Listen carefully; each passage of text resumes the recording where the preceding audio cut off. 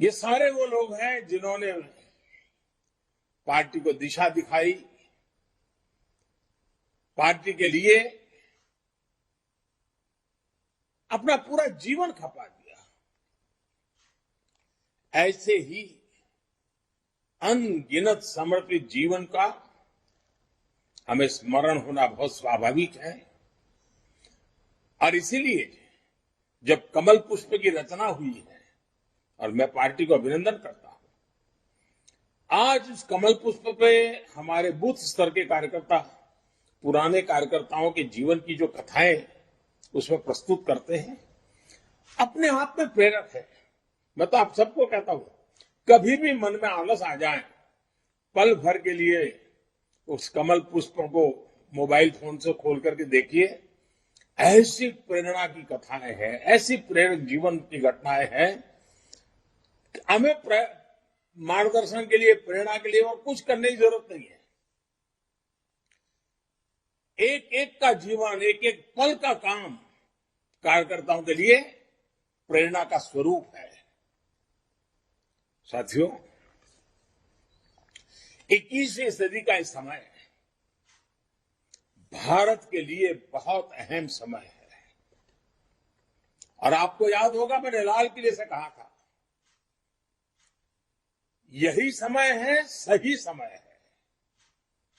आज हम सभी देख रहे हैं कि दुनिया में भारत के प्रति किस तरह की विशेष भावना जागृत हुई है। दुनिया आज भारत को बहुत उम्मीदों से देख रही है। ठीक वैसे ही भारत में भाजपा के प्रति जनता का एक विशेष स्नेह अनुभव हो रहा है। देश की जनता भाजपा को बहुत विश्वास से, बहुत उम्मीद से देख रही है। देश की जनता की आशा आकांक्षा हमारा दायित्व बहुत ज्यादा बढ़ा देती है। आजादी के इस अमृत काल में देश अपने लिए अगले 25 वर्षों के लक्ष्य तय कर रहा है। भाजपा के लिए ये समय है अगले 25 वर्षों के लक्ष्य तय करने का, उनके लिए निरंतर काम करने का। देश के लोगों की जो उम्मीदें हैं, हमें वो पूरी करनी है। देश के सामने जो चुनौतियां हैं, हमें देश के लोगों के साथ मिलकर हर चुनौतियों को पार करना है, परास्त करना है और विजय के संकल्प के साथ आगे बढ़ना है। और हम जानते हैं कि इसका मार्ग क्या है। हमारा दर्शन है पंडित दीनदयाल उपाध्याय का एकात्म मानव दर्शन, अंत्योदय। हमारा चिंतन है डॉक्टर श्यामा प्रसाद मुखर्जी की सांस्कृतिक राष्ट्रनीति।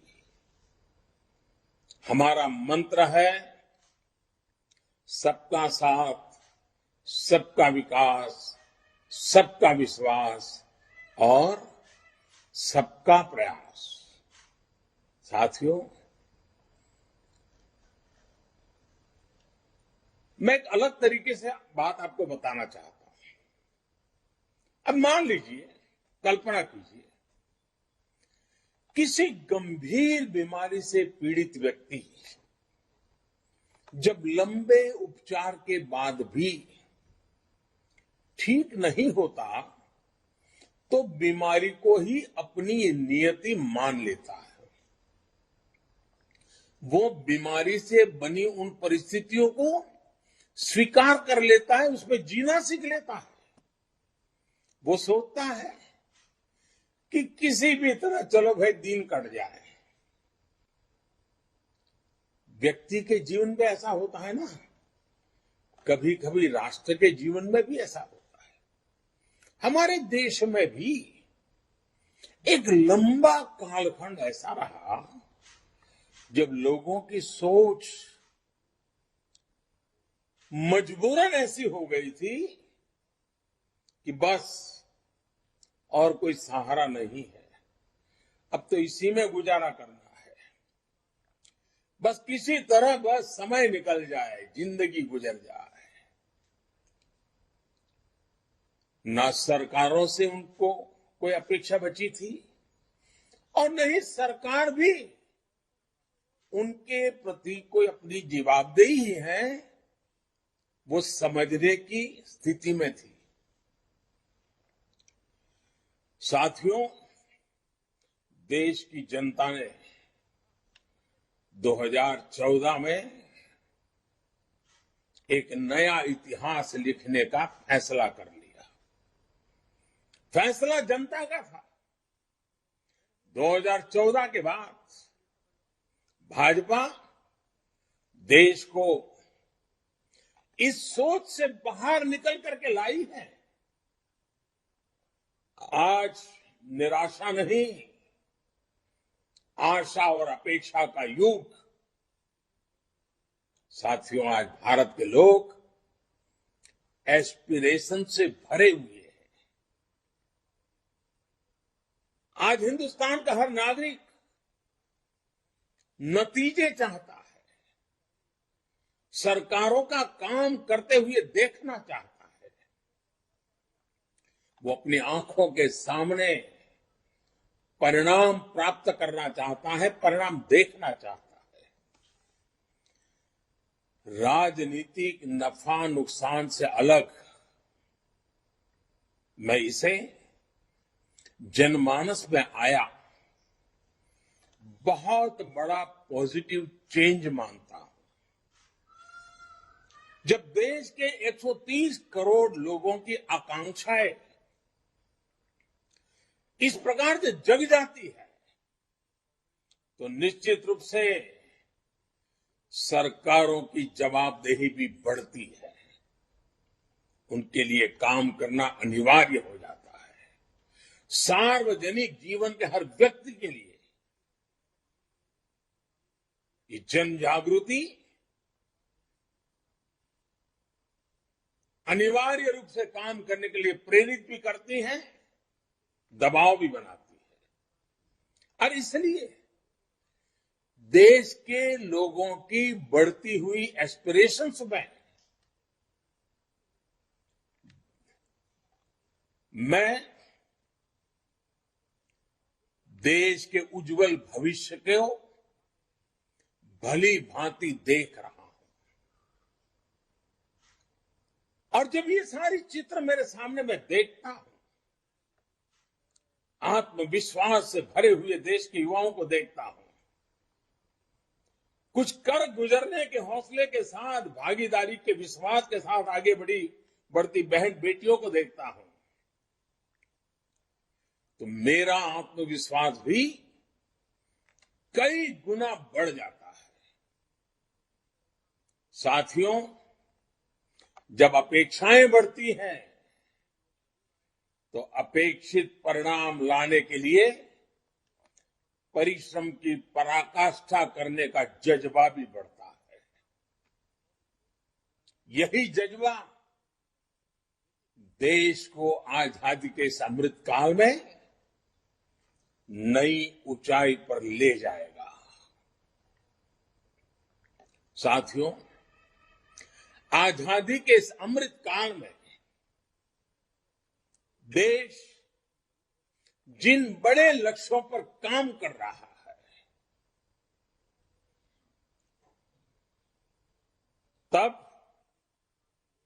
हमें कुछ बातें और भी याद रखनी जरूरी है। भाजपा का कार्यकर्ता होने के नाते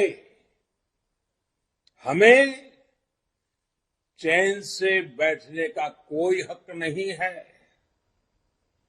कोई अधिकार नहीं है। यूं तो दुनिया कहेगी और सच्चाई भी है क्या देश के 18 राज्यों में भाजपा की सरकार है, 1300 से अधिक विधायक हो, 400 से अधिक सांसद हो, राज्यसभा में भी वर्षों के बाद कोई दल 100 के आंकड़े को छूने जा रहा है, वो नसीब भी भाजपा को मिला है। यानी ये सारी सफलताओं को जब सामने देखते हैं तो स्वाभाविक मन करेगा यार बहुत हो गया। लेकिन साथियों, हमें सत्ता भोग ही करना होता तो भारत जैसे विशाल देश में कोई भी सोच सकता है कि अरे भाई इतना सारा मिल गया, इतना सारा प्राप्त कर लिया, अरे अब तो बैठो आराम करो, चलो यार। जी नहीं, वो रास्ता हमारे लिए नहीं है, वो रास्ता हमें मंजूर नहीं है। और जिन्होंने हमारे देश के लिए, हमारी पार्टी के लिए जीवन खपाया है, उन्होंने हमें आराम करने की इजाजत नहीं दी है। और इसलिए आराम तो नहीं करना है। साथियों, इतना सब विजय पताका के फहर रही है तो भी आज भी हम अधीर हैं, आज भी हम बेचैन हैं, आज भी हम आतुर हैं, क्योंकि हमारा मूल लक्ष्य भारत को उस ऊंचाई पर पहुंचाना है जिसका सपना देश की आजादी के लिए मर मिटने वालों ने देखा था। जिन सपनों को लेकर के देश के वीर फांसी के फंदे को गले में लगा करके मातृभूमि के लिए आहूत हो गए थे। हमें अपने स्वतंत्रता सेनानियों का रण कभी चुका नहीं सकते दोस्तों, लेकिन दिन रात मेहनत कर सकते हैं, खुद को देश के लिए खपा सकते हैं। और मुझे खुशी है कि भाजपा का प्रत्येक कार्यकर्ता आज इन भावनाओं से प्रेरित होकर के नित्य नूतन प्राण शक्ति लेकर के अविरत, न थके न झुके काम कर रहा है। जिस पार्टी के पास कर्तव्य पथ पर चलते हुए ऐसे कोटि कोटि कार्यकर्ता हो तो कौन होगा जिसको गर्व नहीं होगा। मुझे आप सबके लिए गर्व है दोस्तों। साथियों, इस महीने केंद्र की भाजपा सरकार के, एनडीए सरकार के 8 वर्ष पूरे हो रहे हैं। ये 8 वर्ष संकल्प के रहे हैं, सिद्धियों के रहे हैं। ये 8 वर्ष सेवा, सुशासन और गरीब कल्याण को समर्पित रहे हैं। ये 8 वर्ष देश के छोटे किसानों, देश के श्रमिकों, देश के मध्यम वर्ग की अपेक्षाओं को पूरा करने वाले रहे हैं। ये 8 वर्ष देश के संतुलित विकास, सामाजिक न्याय और सामाजिक सुरक्षा के लिए भी रहे हैं। और ये 8 वर्ष देश की माताओं, बहनों, बेटियों के सशक्तिकरण, उनकी गरिमा बढ़ाने के प्रयासों के नाम रहे हैं। साथियों, सरकार पर, सरकार की व्यवस्थाओं पर, सरकार के डिलीवरी मैकेनिज्म पर किसी समय देश का जो भरोसा उठ गया था, 2014 के बाद जनता जनार्दन के आशीर्वाद से भाजपा सरकार उसे वापस लेकर आई है। आज गरीब से गरीब भी ये नहीं सोचता कि ये सरकारी योजना तो सिर्फ सिफारिश वालों के लिए है, जान पहचान वालों के लिए है, जो रुपये पैसे खर्च कर सकता है उनके लिए है। आज वो अपने आसपास लोगों को योजनाओं का लाभ मिलते देख रहा है। वो आज बहुत विश्वास से कहता है कि एक ना एक दिन मुझे भी इस योजना का लाभ अवश्य मिलेगा, और ये बात वो विश्वास से कहता है। और साथियों, इसलिए इस बार आपको याद होगा, मैंने 15 अगस्त को लाल किले से 100% लाभार्थियों तक पहुंचने की बात की थी। काम कठिन है, मैं जानता हूं। देश बहुत विशाल है, जिम्मेवारियां बहुत बड़ी हैं। कई काम है जिसमें राज्य सरकारों पर डिपेंडेंट है, कई काम है जिसमें स्थानीय स्वराज के निकायों पर डिपेंडेंट है, भांति भांति के प्रभाव भी हैं। उसके बावजूद भी साथियों, जब ये ठान लेंगे कि हमें हर लाभार्थी तक पहुंचना है, एक भी व्यक्ति के छूटने की गुंजाइश को समाप्त कर देना है, तो तय लक्ष्य तक जरूर पहुंचेंगे। और इसके लिए मैं लगातार एक बात सरकारी अधिकारियों से, अन्य राज्य सरकारों से करता रहता हूं, सैचुरेशन की बात करता हूं। सैचुरेशन का ये सिर्फ पूर्णता का एक आंकड़ा भर नहीं है, लेकिन जब हम सैचुरेशन की बात करते हैं, सैचुरेशन पर बल देते हैं, तो ये भेदभाव, भाई भतीजावाद, तुष्टीकरण, भ्रष्टाचार के चंगुल से देश को बाहर निकालने का माध्यम है। भारत के सामान्य नागरिक को सरकारी दफ्तरों के चक्कर से मुक्ति दिलाने का जो अभियान बीते 8 साल से देश में चल रहा है, सैचुरेशन का अभियान उसको और सशक्त करेगा। और इसलिए आज राष्ट्रीय पदाधिकारियों की इस बैठक में हम सभी को इस संकल्प के साथ आगे बढ़ना है कि हम जिस भी क्षेत्र में होंगे, जो भी हमारा कार्य क्षेत्र होगा, वहां कोई भी गरीब, कोई भी हकदार नागरिक योजनाओं के लाभ से वंचित नहीं रहेगा। इसके लिए भाजपा को नए जागरूकता अभियान शुरू करने चाहिए।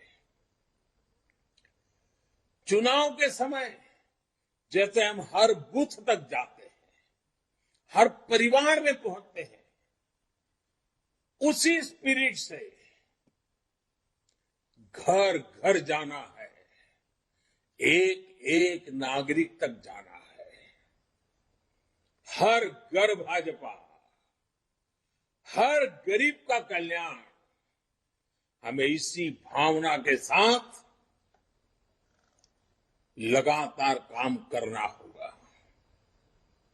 आप में से बहुत सारे लोग जानते होंगे और खास करके जब राजस्थान में आप बैठे हैं तो शायद वहां भी कोई ये कहावत जरूर आपके कान पर पड़ेगी। राजस्थान में अक्सर एक कहावत कही जाती है, अम्बर को तारो हाथ से कोनी टूटे, यानी आसमान का तारा हाथ से नहीं टूटता है। साथियों, ये कहावत अपनी जगह पर सही है और इसलिए हमें ये भूलना नहीं है कि हमारा लक्ष्य आसमान जितना ऊंचा है इतनी आसानी से नहीं मिलेगा, लेकिन मेहनत करेंगे तो उसे प्राप्त जरूर करेंगे।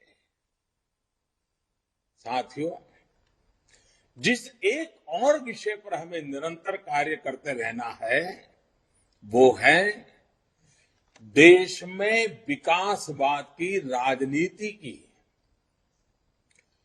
चौतरफा चहुं दिशा में स्थापना होनी चाहिए।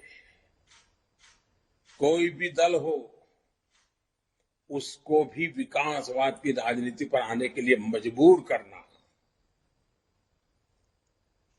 साथियों, हम बड़े गर्व से कह सकते हैं कि ये भारतीय जनता पार्टी है जिसने विकासवाद की राजनीति को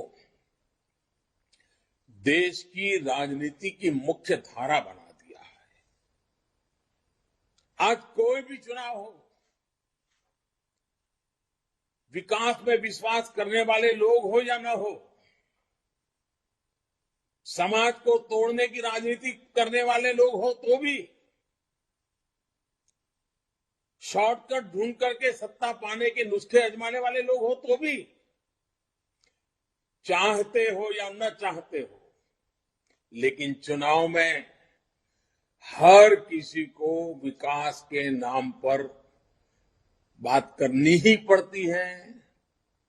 चुनाव के मैदान में विकास की चर्चा करनी ही पड़ती है और गर्व है भारतीय जनता पार्टी कि हमने राजनीति को इसकी विकासवाद की धारा के साथ प्रमुख रूप से बल दिया है। लेकिन साथियों, हमें ये भी देख रहे हैं कि जो लोग विकासवाद की राजनीति से बच नहीं सकते, मजबूरन विकासवाद में आना ही पड़ रहा है, तो उन्होंने राजनीति में विकासवाद को भी विकृति के दिशा में धकेल दिया है। ये राजनीतिक दल तत्कालीन लाभ के लिए, फायदे के लिए, देश के उज्जवल भविष्य के साथ, राज्य के उज्जवल भविष्य के साथ, देश की युवा पीढ़ी के भविष्य के साथ खिलवाड़ करते हैं, उसे खोखला करने का भी काम कर रहे हैं। ये राजनीतिक दल अपने स्वार्थ के लिए समाज में जो छोटी मोटी तनाव होते हैं, कुछ कमजोरियां होती हैं, कुछ परसेप्शन होते हैं, उसे ढूंढ करके उसमें जहर डालने का काम करते रहते हैं। उस कमजोरियों पर ही खेलते रहते हैं, कभी जाति के नाम पर, कभी क्षेत्रवाद के नाम पर लोगों को भड़का रहे हैं। साथियों, एक भारत श्रेष्ठ भारत का सपना लेकर के चल रही भारतीय जनता पार्टी के लिए यह भी अनिवार्य है कि देश के लोगों को लगातार हमें सावधान करते रहना होगा, इस प्रकार के लोगों से सचेत करना होगा, इस प्रकार के दलों से सचेत करना होगा। साथियों, हमें एक और बात हमेशा याद रखनी है। हम सबको याद है, जनसंघ के जमाने में जब हम कहीं हाशिए पर पड़े थे, कोई हमें जानता भी नहीं था, न उस नगर में जानता था, न उस राज्य में जानता था, न उस जिले में जानता था। फिर भी उस जमाने में जब हमारे बात को कोई कानों पर धर ले ये संभावना भी नहीं थी, उस समय भी जनसंघ के जमाने में हमारे कार्यकर्ता, हमारे पुरानी पीढ़ियां जिन नीतियों पर डटे रहे, जिन नीतियों को लेकर के चलते रहे, कार्यक्रम करते रहे, उसकी मुख्य धारा थी राष्ट्रभक्ति, राष्ट्रहित, राष्ट्र सेवा, राष्ट्र निर्माण। यही प्राथमिकता थी। हम सत्ता से कोसों दूर थे, फिर भी उस जमाने के छोटे छोटे हमारे कार्यकर्ताओं का मातृभूमि के प्रति प्रेम, राष्ट्र सर्वोपरि की निष्ठा, उसमें इतनी ताकत थी कि सत्ता के पर बैठे काबिज बड़े बड़े लोगों को भी भारतीय जनसंघ की उस राष्ट्रभक्ति और राष्ट्रीय विचारधारा को वो कभी चुनौती नहीं दे पा रहे थे।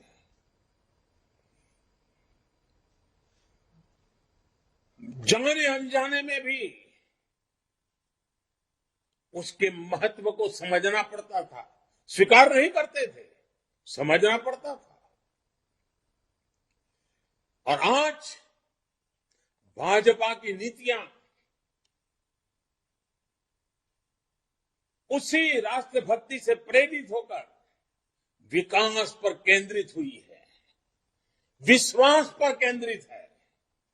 इसलिए साथियों, हमें कभी कोई शॉर्टकट नहीं लेना है।